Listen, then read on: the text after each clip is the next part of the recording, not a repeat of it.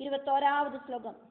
Waja நிர்பர்சயன் காளேம் கராள கால சந்நிபா அத்யைவ த்வாம் ஹனிஷ்யாமி குரூபே பிங்களோச்சனே. காலனுக்கு ஈக்குவலான பயங்கரனான அவன் காளிகைய திட்டினான்.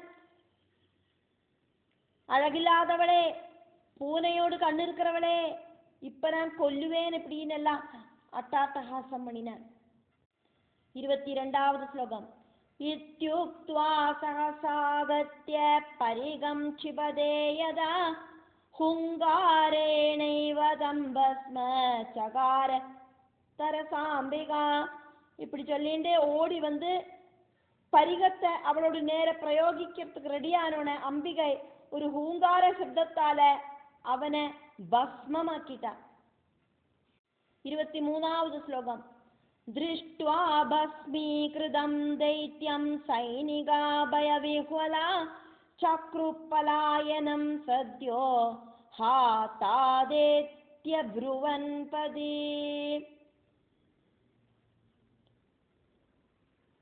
திருஷ்ட்வா பஸ்மீகிருதம் தைத்யம் சைனிகா பயவிஹ்வலாஹ சக்ருஹு பலாயனம் சத்யஹ ஹா தாதா இதி அப்ருவன் பதி.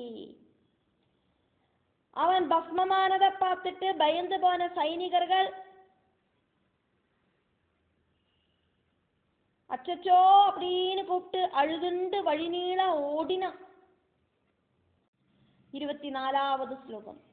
தேவாஸ்தம் நிஹதம் துஷ்ட்வா தானவம் தூம்ரலோச்சனம் முமூஜு புஷ்பவிருஷ்டிம் தே முதிதா ககனே ஸ்திதா. தூம்ரலோச்சனன் அப்படிங்கிற அசுரன் கொல்லப்பட்டதை பார்த்த தேவர்கள் குஷியோடு கூடி வானத்திலேந்து புஷ்பவிருஷ்டி செஞ்சா. 25வது ஸ்லோகம்.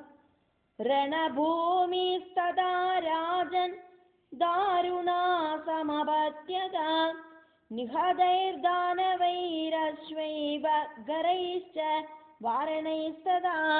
அதுக்குள்ள கொல்லப்பட்ட அசுரர்களோடும் குதிரைகளோடும் கழுதைகளோடும் ஆனைகளோடும் சவங்களை பார்த்து அந்த போர்க்களம் ரொம்ப பயங்கர ரூபம் இருக்கிறதாயிட்டு தீர்ந்தது. பார்க்கறதுக்கே பயமா இருந்தது அந்த போர்க்களத்தை. 26வது ஸ்லோகம். கிருத்ரா காகாவடா சேனா வரஃபா ஜம்புகாஸ்ததா. கிருத்ரா காகாவடா சேனா வரவாக ஜம்புகாஸ்ததா நனுர்குச்சுக்ருஷு பிரேதான் பதிதான் ரணபூமிஷு. ரணபூமியில விழுந்து கிடக்கிற சவங்களை பார்த்து குஷியோடு கூடிட்டு நிறைய மிருகங்கள் எல்லாம் டான்ஸ் பண்ணிட்டு குஷியோடு கூடி சத்தம் போட்டுது. அந்த மிருகங்கள் என்னெல்லாமாக்கும் அப்படின்னு சொல்லப்படுறது கழுகு காக்கை பிசாஜிகள் பருந்து குறுநரிகள் இதெல்லாம் அங்க நிறுத்தம் வச்சு டான்ஸ் ஆடிட்டு. 27 ஸ்லோகம். அம்பிகா தத்ரணஸ்தானம் த்யக்த்வா தூரஸ்தலாந்தரே கத்வா சகார சாப்யுக்ரம் சங்கநாதம் பயப்பிரதம். அம்பிகை அந்த ரணபூமியை விட்டு வேற ஒரு இடத்துக்கு போயிட்டு உக்ரமான பயமுறுத்துற சங்கநாதத்தை முழக்கினான். 28வது ஸ்லோகம். தம் ஸ்ருத்வா தரசப்தம் து சும்ப சத்மனி சம்ஸ்திதா திருஷ்ட்வா ததானவான் பக்னான் ஆகதான் ருதிரோட்சிதான். சும்பன் அவனோட ராஜதானியில உக்காந்துட்டு அந்த சத்தத்தை கேட்டான். அம்பாளோட சங்கநாதத்தை கேட்டான். அதுக்குள்ள சரீரமெல்லாம் முறிஞ்சு ரத்தம் ஒலிப்பிச்சுட்டு ஓடி வர அசுரர்களை பார்க்கவும் செஞ்சான். 29வது ஸ்லோகம். கையும் காலுமெல்லாம் ஒடிஞ்சு கண்ணெல்லாம் பொட்டி சரீரமெல்லாம் தகர்ந்து தரிப்பணமாயிட்டு அழுதுண்டு ஓடி வர அசுரர்களை பார்த்தேன். சின்ன பாதகராட்சாம்ச மஞ்சகாரோபிதானபி பக்ன பிருஷ்ட கடிக்ரீவான் கிரந்தமானான் அநேகஷா. இப்படி இருக்கிற அங்கவைகல்யம் வர நிறைய பேரை ஏத்திண்டு வர மஞ்சளுகளை சும்பன் பார்த்தான். 30வது ஸ்லோகம். வீட்சிய சும்போ நிசும்பஸ்ச க்வகதோ தூம்ரலோச்சனா கதம்பக்னா சமாயாதா நானீதா கிம்பரானனா. அந்த அங்கவைகல்யம் வந்தவாளையெல்லாம் பார்த்துட்டு சும்பனும் நிசும்பனும் அவாகிட்ட கேட்டா, தூம்ரலோச்சனன் எங்கே? இப்படி உங்களோட சரீரமெல்லாம் முறிஞ்சு கிடக்கே, என்ன ஆச்சு? அந்த அழகிய கொண்டு வரலையா? 31வது ஸ்லோகம். சைன்யம் குத்ரகதம் மந்தா கதயந்து யதோஜிதம் கஸ்யாயம் சங்கநாதோத்ர ஸ்ரூயதே பயவர்தனா. முட்டாள்களே, உண்மைய சொல்லுங்க, சைன்யமெல்லாம் எங்க போச்சு? பயத்தை உண்டாக்குற அந்த சங்கநாதம் எங்கேந்தாக்கும் வருது? இப்படி சும்ப நிசும்பர்கள் கேட்டோன்னே அந்த அசுர கணங்கள் இப்படி சொன்னா, அதனால கணா ஊஜுகு. 32வது ஸ்லோகம். அசுர கூட்டங்கள் பதில் சொல்றதாக்கும் இது. பலம் ச பாதிதம் சர்வம் நிஹதோ தூம்ரலோச்சன கிருதம் காளிகயா கர்ம ரணபூமாவமானுஷம். சைன்யங்கள் எல்லாம் இல்லாம பண்ணிட்டா, அவள் தூம்ரலோச்சனனும் கொல்லப்பட்டுட்டான் போர்க்களத்துல. காளிகை அப்படிங்கிறவள் நம்ப முடியாத கர்மங்களாக்கும் செஞ்சது. மனுஷாலால ஒன்றும் அதொன்னும் செய்ய முடியாது. 33வது ஸ்லோகம். சங்கநாதோம்பிகாயாஸ்து ககனம் வியாப்ய ராஜதே ஹர்ஷதசுரசங்கானா தானவானாம் ச சோகக்ருத். அம்பிகை முழக்கினதாக்கும் அந்த சங்கத்வனி. சண்டை போட்டது இன்னொருத்தியாக்கும்.